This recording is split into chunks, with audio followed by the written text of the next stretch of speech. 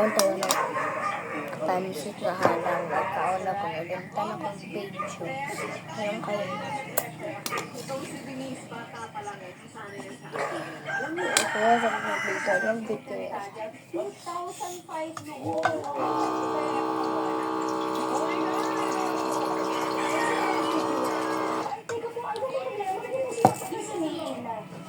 What the hell do you think you are? You're a whore!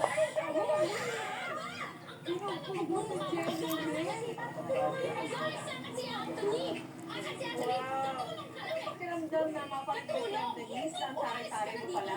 At naglaan. Bakit ka pala sa sa show? Parati naman. Kahit naman good girl ako. In real life. Talaga. Oh, you will go. Ito lang to. Tumatak din sa ang pagiging kontrabida mo sa comeback ceremony ko sa GMA. So, gumanap ka bilang si Divina sa Prinsesa ng Ceviche. So, ang pinakapaborito mo eksena na ginawa mo in the series.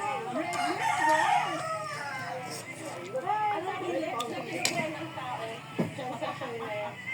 Oh my goodness. So, ang pinakapaborito mo eksena sa mga ginawa mo dyan?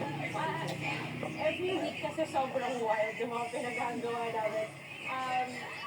Wala akong ginagawa din mag-away. I think the most memorable one was sobrang daring kasi ng character ko. So, pumasok ka sa tabak na naka-brought up. Yeah! Guys, sugar. So, tinatry, isa lang yung talagang spicy challenge. sexiness ng katawan. Which is funny to me.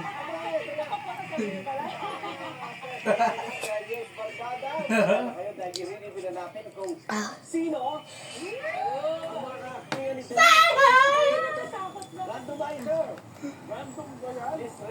Palit na guys, dito ka!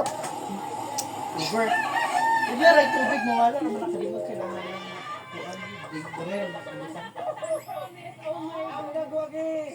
ayaw ko na ako naagagalang. Mawala ko na.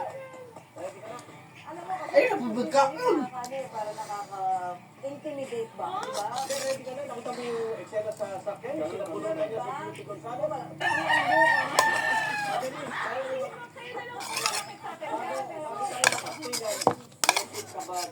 Ulit lang guys. Ulit lang. Kung lahat ng galit niya sa akin, okay lang. Ano nang magagalit sa'yo? Kung sa kapitbahay mo.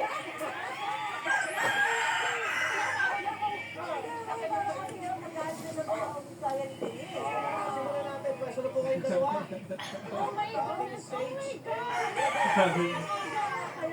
Habang kayo pupunta dyan sa ating stage, eto. Panoorin natin yung eksena ang gagawin yung dalawa. Eto.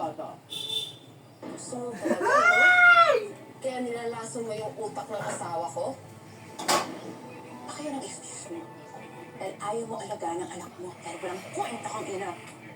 Sa susunod na sisiraan mo ako sa asawa ko. Paduduguin ko na yung labi. Bye na guys. Goodbye na.